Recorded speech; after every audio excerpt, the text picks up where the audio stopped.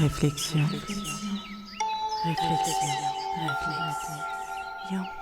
Méditation sur le chemin. Bonjour et bienvenue pour ce 4e épisode de Réflexion. Aujourd'hui, je vais aborder un thème sur lequel je me suis très souvent exprimée, l'algorithme des réseaux sociaux. Cependant, je voudrais surtout m'axer sur ce qu'il y a de plus précieux en vous et qui vaut une fortune dont vous n'avez probablement pas idée, votre attention. Je vous propose ce podcast comme un conseil d'amis et votre esprit fera le reste. Respirez à fond, je vous emmène sous la surface de l'écran. 3, 2, 1. Dans le premier épisode, je vous parlais de prendre le temps, de ralentir. Et si je me suis surtout axée sur l'accélération des médias, avec le fameux bouton x2, je pensais aussi beaucoup à toute cette folie concernant les réseaux sociaux, où trop n'est jamais assez. Mais pour que tout cela fonctionne, il faut un mouvement magique de la main, le scroll. Faire défiler les publications jusqu'à plus de batterie ou, pour les moins connectés, jusqu'à ce que le lobe frontal du cerveau lance une alerte. Stop, arrête, warning, danger, basta. Vous l'aurez compris, sans vous, pas d'eux. Eux, ce sont les réseaux sociaux, appelés médias sociaux, outre-Atlantique.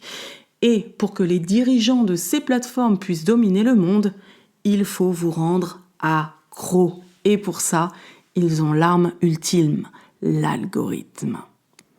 Au début, il n'y en avait pas. Vous pouviez actualiser la page principale de Facebook. S'il n'y avait pas de nouvelles publications de la part de vos amis, il n'y avait rien de nouveau à afficher. Aujourd'hui, vous pouvez réactualiser la page autant que vous le voulez. Vous aurez des publications d'il y a quelques mois, des suggestions de pages, de groupes, des pubs, etc. Il y a toujours quelque chose à regarder et avec l'arrivée des vidéos en format court, rien ne va plus. Le scroll est officiellement devenu une maladie non reconnue, un trouble psychologique moderne. Loin de moi le désir de vouloir cracher sur tous ces réseaux, même si je n'en fréquente que peu d'entre eux, car je suis en effet utilisatrice, créatrice de contenu et que j'y trouve des perles d'idées et d'entraide concernant mes passions. Mais là où mon esprit s'inquiète et parfois même se perd, c'est devant l'obligation déguisée en challenge infantilisant de réaliser plus de contenu pour être vu ou entendu et, par extension, de travailler gratuitement à la rétention d'attention de purs inconnus que l'on va scotcher à son écran. En somme, les créateurs se tiennent la main pour créer une chaîne de rabattage et les consommateurs, ceux que sont aussi les créateurs, se retrouvent coincés dans une nasse de divertissement infini. Ça me fait d'ailleurs penser à ces légendes autour des cercles de fées. Généralement, c'est un cercle de champignons dans l'herbe. Il est dit que si on rentre dans ce cercle, les fées y danseront avec nous jusqu'à ce que mort s'en suive, sans se rendre compte de rien. Oh, coïncidence! Malgré le fait de trouver son compte sur ces réseaux, tout en enregistrant certaines publications sur lesquelles on ne reviendra souvent jamais, c'est finalement une perte de temps considérable et totalement invisible. Et ça, c'est très, très vicieux. On appelle cela la rétention d'audience, la rétention de l'attention. En fait, la rétention de la vie, des rêves, de l'instant. Le créateur, tout en étant consommateur averti, se rend complice d'une machinerie diabolique pour servir ses intérêts. Et le consommateur non averti, lui, en redemande et s'emprisonne librement dans un cycle infernal qui lui volera bien des jours de vie. J'en entends dire qu'il en a été de même pour la télévision ou les jeux vidéo jusqu'ici. Mais les programmes n'intéressaient pas tous. On ne transportait pas sa télé partout sur soi, où on sait aujourd'hui que les jeux vidéo font travailler le cerveau, s'ils sont utilisés dans le bon sens, bien entendu. Ici, plusieurs études confirment que le cerveau devient totalement totalement passif lorsque l'on scrolle. Il n'y a pas d'heure, pas de limite, pas de rendez-vous, seulement une myriade d'informations défilant les unes après les autres, disponibles 7 jours sur 7, 24 heures sur 24. Alors, que faire ? Partir ? Rejeter le tout ? Faire bande à part ? Ou bien s'y investir, puisque c'est ainsi que ça fonctionne de nos jours ? Ma foi, j'ai toujours cherché un équilibre à ce sujet. Ces plateformes, ce sont des opportunités fantastiques, gratuites, laissant encore assez de liberté d'expression, même si la censure va bon train. C'est merveilleux pour parler de son petit business et vendre en ligne. Et que dire du partage de savoir, de pensées, de lieux, etc. J'ai peut-être une solution, mais avant tout, voici une petite anecdote personnelle. Pour améliorer mon entreprise, j'ai été mise en contact avec une personne dont le métier est de développer les projets, afin de les mener sur la voie de la réussite. Cette personne me demande si je suis sur les réseaux sociaux, ce à quoi je réponds « oui ». Mais je ne les utilise plus trop. Je ne supporte pas l'idée de voler du temps de vie aux gens. Il m'a regardé avec de grands yeux ronds, plus intéressé par ma réflexion que surpris par mon choix. Je lui explique que si c'est gratuit, c'est nous le produit. Je n'apprends rien à personne. Et que je ne veux pas travailler contre mes frères humains, entre guillemets, si je puis dire, pour servir leurs enjeux financiers. Comprenant très bien mon discours, il m'a finalement dit « Spirituellement, c'est compréhensible, mais il faut impérativement que tu sois sur les réseaux sociaux. Tu dois impérativement être présente, te montrer, faire voir que tu es là, mettre plusieurs fois par jour sur le tapis ce que tu vends. Sur tous les réseaux. Dis qui tu es, quel est ton talent, qu'est-ce que tu veux, qu'est-ce que tu peux livrer aux gens. Et de la sorte, retiens leur attention. » Et moi, j'ai répondu très innocemment, avec la petite anxiété sociale qui est la mienne. Mais je ne veux pas retenir leur attention. Je ne veux pas parce que je ne peux pas faire ça d'un point de vue humain. C'est terrible de se dire que je poste pour avoir votre attention, afin de pouvoir développer une entreprise, un personnage, un projet, que sais-je. J'utilise ce que vous avez de plus précieux dans la vie après votre santé, votre attention. Et alors, je vous distrais. Mais ce qui est plus terrible encore, ce n'est pas tant que ce soit moi qui le fasse, c'est que je sois une goutte dans l'océan de cette rétention d'attention, une goutte parmi tant d'autres, toutes ces gouttes qui essaient plusieurs fois par jour, en envoyant des signaux de leur existence sur les réseaux sociaux, qui envoient encore et encore de la demande d'attention et qui n'améliorent pas le monde de la sorte. Bon, autant vous dire que là, il a posé son stylo, m'a regardé droit dans les yeux et m'a simplement répondu « Je pense que tu te prends trop la tête. C'est une discussion qui n'a pas lieu d'être. Tu dois y être. » Voir que l'on comprend, que l'on sait, mais que c'est tout, c'est comme ça que ça fonctionne. Il n'y a rien de pire pour moi, qui souhaite offrir quelques rayons de pleine lune dans les ténèbres et qui, in fine, se retrouve à devoir retenir l'attention sur le fait que je suis la lune. Vous voyez ? Parce que, de la sorte, je ne peux plus poster quelques pensées. Je dois définir une stratégie et donc élaborer ces pensées et les représenter totalement en les faisant miennes. Cela me rappelle une autre anecdote.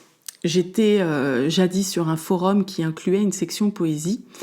Lorsque j'avais un bon texte, je le postais et j'en recevais des commentaires. Voilà. Une autre personne postait plusieurs fois par jour jusqu'à ne plus avoir de commentaires. Elle a commencé à s'en plaindre et un utilisateur lui a donné une réponse que je n'oublierai jamais parce qu'elle m'a beaucoup influencée jusque-là. Il lui a tout simplement dit « Si tu sors n'importe quel texte de ton tiroir juste pour poster et te faire voir, oui, on va te voir, mais on ne lira plus forcément car la qualité ne peut pas être toujours au rendez-vous. » Prends Ice par exemple, mon pseudo à l'époque. Elle poste une fois de temps en temps, mais c'est toujours un texte travaillé, soigné, choisi. On a envie de lire, de voir où elle en est et pourquoi pas de réagir. Alors, je me suis fait la réflexion que ce que je faisais naturellement, à ma façon, était apparemment une excellente façon de faire. Aujourd'hui, les réseaux ne soutiennent pas cette façon de faire-là. Mais la première, Que le contenu soit médiocre, pas de souci, tant que tu es là tous les jours. Bon. La plupart du temps, si on s'investit sur ces plateformes, c'est pour gagner de l'argent. Pour gagner de l'argent ou de l'amour. Parce que c'est bien les deux seules choses qui comptent dans la vie de tout un chacun. Avoir suffisamment d'argent et avoir suffisamment d'amour. Retenir l'attention d'une personne est, selon moi, une sorte de crime spirituel massif. La vie est courte. Et ce qui m'est insupportable, en fait, c'est que la plupart des personnes qui vont écouter ou regarder tous ces petits partages, qui sont même parfois des partages qui n'ont pas d'autre utilité que d'être un signe de présence de ma part sur les réseaux sociaux, eh bien ces personnes-là, elles ont des rêves. Et en postant, comme tant postent également, on retient l'attention à large échelle. Je n'avais pas cette impression lorsque j'avais seulement mon blog ou ma chaîne YouTube. Mais les plateformes comme Instagram, Facebook ou TikTok, on est obligé d'en avoir conscience, tôt ou tard. Je mets une brique de plus dans le mur, comme dirait Pink Floyd. Et ces plateformes ont été créées pour ça, afin de générer un chiffre d'affaires démentiel. Et rien d'autre. Alors, j'ai d'abord commencé par prendre du recul, beaucoup de recul. Et on ne poste plus pendant des mois, on observe et on observe l'observateur à l'intérieur de nous. Chacun a sa place, dans la rue ou dans la virtualité, mais chacun a sa place. Et chacun retient l'attention d'une façon ou d'une autre, réseau ou pas. J'ai donc compris que le problème n'est pas de la retenir, car tout peut retenir notre attention pour un temps plus ou moins long. Le problème est d'en faire la rétention, c'est-à-dire de la maintenir sur quelque chose le plus longtemps possible. Et moi, ce n'est pas ce que je veux. Alors, lorsque je suis revenue sur les réseaux sociaux il y a peu, j'avais fait une bonne coupure d'1 an et demi, j'ai décidé que c'était pour l'utiliser en panneau d'affichage. Je pense simplement que le fait d'exister et d'envoyer des petites bouteilles comme ça avec des messages globaux via des vidéos, des sons ou même ce podcast, c'est amplement suffisant parce qu'une fois générés, partagés, ils ne m'appartiennent plus. C'est comme une sorte d'appel qui dit « fais-le », qui est mis comme ça à disposition et Dieu saura exactement à qui proposer ce contenu. Voici donc ma solution. Créer, parce que cela m'est commandé, partager, ne plus penser à l'heure, au hashtag, au filtre et tout ce que l'algorithme demande en somme. Simplement créer, partager et lâcher. Ne plus regarder la statistique de likes, d'abonnés, de repartages. Ne plus nourrir la chaîne de rabattage. Et simplement être. Afficher la création, se dire qu'elle saura servir à qui en aura besoin, puis repartir. À un moment donné, il faut cesser d'avoir peur et choisir Dieu comme algorithme. Lui, je lui fais confiance. Concernant une solution, pour la simple consommation, je vais aborder cela un petit peu plus loin. La rétention d'attention des gens, c'est terrible dans le sens où on nous dit de faire comme ci, comme ça, de s'adapter, de s'harmoniser dans un seul et même rythme. Nous, créateurs de contenu. Mais pourquoi finalement ? Eh bien, pour des grandes multinationales. Nous sommes des petits soldats qui travaillons à retenir l'attention d'ouvriers. Si on devait prendre une hiérarchie d'insectes, il y a les petits soldats qui sont les créateurs de contenu et puis il y a les ouvriers qui doivent regarder, qui doivent donner de leur temps, qui doivent donner de leur essence de vie, grain de sable après grain de sable, épuisant leur sablier dans un gouffre sans fond que représentent les multinationales qui ont créé tous ces réseaux. Si nous utilisons les réseaux comme un simple panneau d'affichage et non plus un miroir à faire briller l'ego, il y aurait moins de tristesse. Et oui, car les gens sont devenus tristes à force de comparaison, de compétition, d'uniformisation. Mais à trop laisser ces produits, pourtant bien utiles, je vous l'accorde, capter notre attention, on ne peut qu'en devenir triste, car on n'agit pas pour le plus grand bien.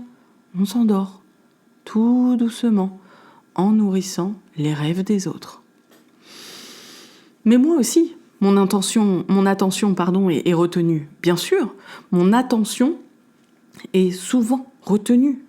Oui, oui, je consomme comme n'importe qui. Toutefois, j'essaye de consommer ce qui va me faire réfléchir, qui va m'aider à perfectionner telle ou telle activité que je pratique, me faire découvrir des films d'auteurs ou des musiques de la scène underground, etc.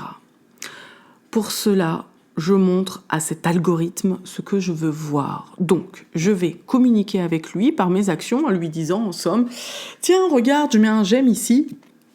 Je regarde cette vidéo en entier, je la regarde même 2 fois, etc. Et il suffit de faire ça pendant quelques minutes, quelques jours d'affilée. Et alors, le flux d'actualité va se modifier. Et je pourrai consommer ce qui peut me construire. Mais c'est une fausse solution. Ça permet seulement de ne pas s'encombrer de médiocrité quand on veut prendre soin de sa cervelle. Le mieux, et c'est ce que j'ai adopté depuis un bon moment, c'est que lorsque je veux délibérément offrir mon attention à des créateurs de contenu, j'enclenche mon minuteur sur 5, 10 ou 15 minutes maximum et je me fais forte de ne pas passer plus de 30 minutes par jour sur l'ensemble des réseaux, publications personnelles y comprises. Depuis, je crée beaucoup plus, je produis ce que mon âme me commande et je suis bien plus en paix avec moi-même. Il en faut tellement peu pour que les réseaux prennent une place immense qui nous empêche souvent d'être heureux. C'est comme ça, une poignée de personnes ont programmé une arme d'asservissement massive. C'est comme une sorte de pilule qui a détraqué nos hormones et on en veut plus, on en veut toujours plus jusqu'à se ruiner. L'attention, de l'or en barre, littéralement. On veut des vidéos qui défilent encore et encore pour débrancher ou se reposer. Parfois, il y a notre petit chat, notre petit chien qui est à côté, qui aura sûrement moins de temps à vivre que nous, qu'on ne regarde pas, qu'on ignore, qu'on repousse un peu parce qu'on est occupé à regarder des vidéos en boucle. Notre enfant, qui va être là, à côté de nous, qui va avoir besoin d'un temps d'échange ou simplement une présence, un câlin. Quoi que ce soit. Et on repousse un peu ce temps parce qu'on est en train de regarder des vidéos, on est en train de faire une énième publication pour ne pas être oublié ou perdre sa place dans le top. Sans s'en rendre compte, cette fin d'après-midi qui aurait pu porter une balade régénératrice s'est transformée en un immobilisme inconscient. Il fait déjà nuit, on pourra peut-être s'émerveiller demain, mais la grosse machine capitaliste nous prend encore entre ses mâchoires et on est broyé jusqu'au soir ou peut-être on va pouvoir s'extasier de quelque chose. Mais non, il y aura le smartphone qui sera toujours là, l'attention qui sera toujours demandée et cet algorithme toujours mieux dressé pour nous manipuler. Manipuler notre attention, faire oublier les rêves, faire oublier les projets parce que ce qui compte, ce n'est pas le projet ou le rêve ou la réalisation personnelle que chacun peut avoir dans sa vie. Ce qui compte pour toutes ces grandes multinationales, c'est leur rêve à eux et la façon de pouvoir le réaliser, de continuer à le réaliser et d'aller toujours plus loin pour ce rêve de grandeur. Ce qui compte, c'est de manger vos rêves pour nourrir les leurs.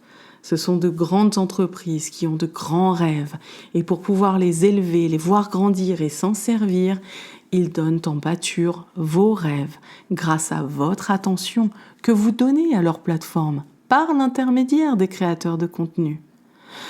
Les rêves se mangent les uns les autres. Finalement, ce sont les personnes qui consomment sans produire qui sont les plus vulnérables. Car lorsqu'enfin pointe une idée, elle est immédiatement arrachée du geste créateur par un scroll frénétique, addictif. Pour conserver votre esprit clair, pour recevoir la guidance des anges, remplacez donc un peu de cette folie par le silence, dans un simple moment de rencontre avec vous-même, assis confortablement dans un endroit que vous aimez. Faites silence. Écoutez. Vous entendez ? J'entends un rêve naître au fond d'un cœur qui pensait n'en avoir aucun.